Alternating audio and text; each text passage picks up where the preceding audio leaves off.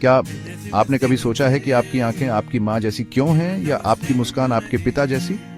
इस fascinating phenomenon को heredity कहते हैं। सिंपली पुट, हेरिडिटी ये है कि ट्रेट्स पेरेंट्स से उनके ऑफस्प्रिंग में पास होते हैं।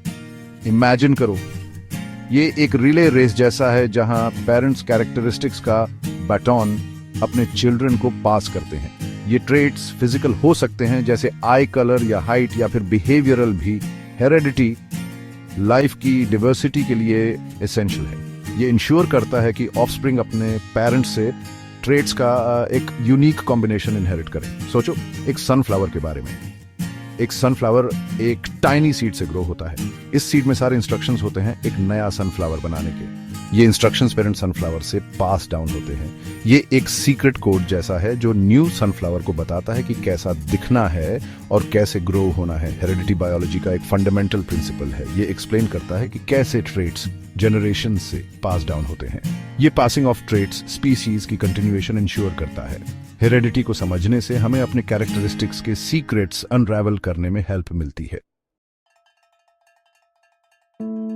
इनहेरिटेंस के इस इंट्रिकेट डांस में की प्लेयर्स जीन्स हैं। जीन्स इंफॉर्मेशन के टाइनी यूनिट्स हैं जो हमारे बॉडी के ऑलमोस्ट हर सेल में पाए जाते हैं।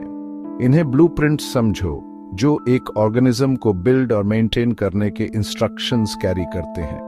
ये ब्लूप्रिंट्स एक मॉलिक्यूल से बने होते हैं जिसे डीएनए कहते हैं। डीएनए एक लॉन्ग वाइंडिंग लैडर जैसा है। लैडर का हर रंग स्पेशल केमिकल से बना है जिन्हें बेसिस कहते हैं। ये जीन्स स्पेसिफिक ट्रेट्स के लिए कोड होल्ड करते हैं। फॉर एग्जाम्पल, आई कलर के लिए ए एक जीन है, हेयर कलर के लिए एक जीन है, और टंग रोल कर पाओगे या नहीं उसके लिए भी एक जीन है। हर जीन हमारे कैरेक्टरिस्टिक्स डिटरमिन करने में एक स्पेसिफिक रोल प्ले करता है। आप अपने जीन्स का हाफ अपनी मदर से और हाफ अपने फादर से इनहेरिट करते हैं। जीन्स का ये यूनिक कॉम्बिनेशन ही आपको आप बनाता है। ये पेंट्स मिक्स करने जैसा है। जीन्स हमारे सेल्स में रैंडमली फ्लोट नहीं करते। वो स्ट्रक्चर्स पर नीटली ऑर्गेनाइज्ड होते हैं जिन्हें क्रोमोसोम्स कहते हैं। क्रोमोसोम्स को हर सेल के न्यूक्लियस के अंदर टाइनी थ्रेड्स इमेजिन करो। ह्यूमंस के पास इन क्रोमोसोम्स के 23 पेयर्स होते हैं। एक सेट हर पेरेंट से इनहेरिट होता है।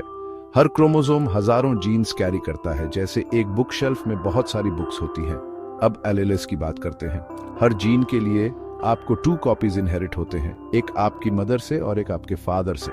ये कॉपीज आइडेंटिकल हो सकते हैं या स्लाइटली डिफरेंट। सेम जीन के इन डिफरेंट वर्जन्स को एलेल्स कहते हैं। इसे आइसक्रीम के डिफरेंट फ्लेवर्स चूज करने जैसा समझो, चॉकलेट या वेनिला।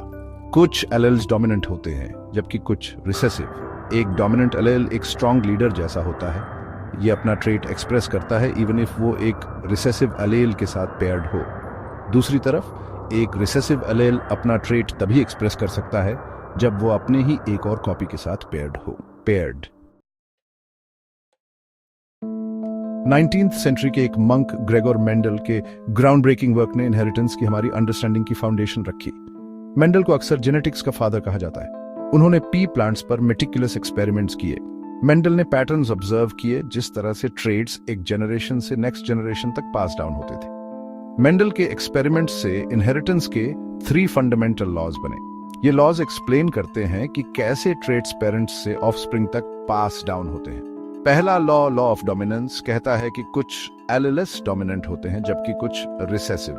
दूसरा लॉ ऑफ सेग्रीगेशन एक्सप्लेन करता है कि हर पेरेंट अपने ऑफस्प्रिंग को हर जीन के लिए सिर्फ एक एलेल कंट्रीब्यूट करता है। तीसरा लॉ ऑफ इंडिपेंडेंट असॉर्टमेंट कहता है कि डिफरेंट ट्रेट्स के जीन्स एक दूसरे से इंडिपेंडेंटली इनहेरिट होते हैं। इन लॉज ने हेरिडिटी की हमारी अंडरस्टैंडिंग को रेवोल्यूशनाइज कर दिया। मेंडल के वर्क ने मॉडर्न जेनेटिक्स के लिए फ्रेमवर्क प्रोवाइड किया। उनकी डिस्कवरीज ने कॉम्प्लेक्स जेनेटिक डिसऑर्डर्स को समझने और न्यू मेडिकल ट्रीटमेंट्स डेवलप करने का रास्ता बनाया।